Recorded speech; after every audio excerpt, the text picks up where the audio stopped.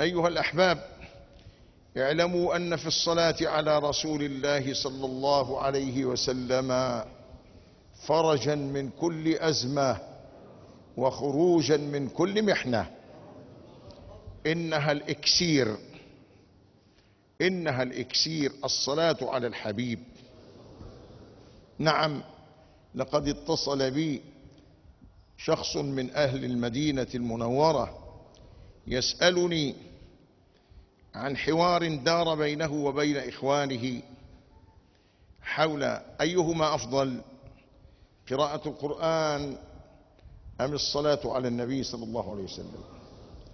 فقلت له: إن كنت تريد من السؤال المقارنة بين القرآن وبين الصلاة فكلام الله أفضل شيء، كلام الله.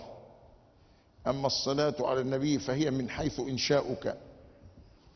أما إذا كنت تريد بالسؤال المقارنة بين اشتغالك بالتلاوة أو بين اشتغالك بالصلاة، أقول لك إن الاشتغال بالصلاة له من الفضل ما لا يكون مترتبا على التلاوة، وذلك أنك إذا قرأت القرآن فلك بكل حرف 10 حسنات.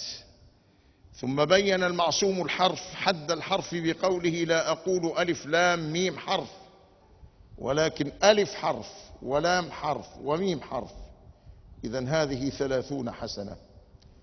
أما الصلاة على النبي صلى الله عليه وسلم فإنك إن صليت عليه مرة صلى الله عليك بها 10، وصلاة واحدة من الله تعدل كل الثواب.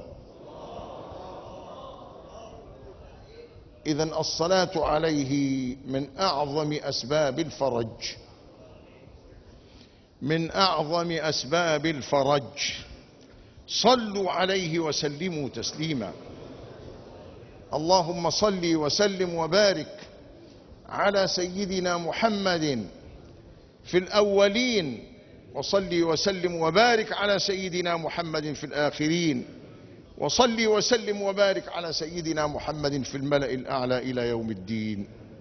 نعم، ورب قارئ للقرآن والقرآن يلعنه. أما الصلاة على النبي فهي مقبولة ولو من فاسق، لأن الحظ فيها له صلى الله عليه وسلم، وأنت إنما تستوجب بها شفاعته، شفاعة المعصوم صلى الله عليه وسلم. يقول: إن أقربكم مني مجلسا يوم القيامة أكثركم علي صلاة.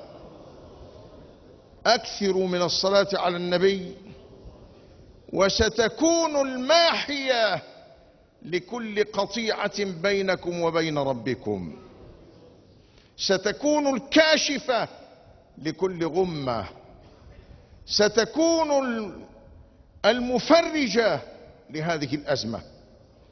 فقد جاء في مستدرك الحاكم النيسابوري على الصحيحين عن أبي بن كعب رضي الله عنه قال: كان رسول الله صلى الله عليه وسلم إذا ذهب ربع الليل قام فقال: يا أيها الناس اذكروا الله اذكروا الله، جاءت الراجفة تتبعها الرادفة.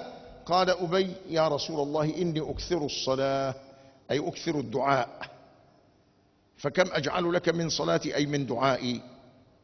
كم أصلي عليك؟ فقال: ما شئت. قال: قلت الربع؟ قال: ما شئت، وإن زدت فهو خير لك. قلت الثلث؟ قال: ما شئت، وإن زدت فهو خير لك. النصف؟ ما شئت، وإن زدت فهو خير لك. قال: أجعل لك صلاتي كلها؟ لا أطلب لنفسي شيئا، بل أظل أصلي عليك.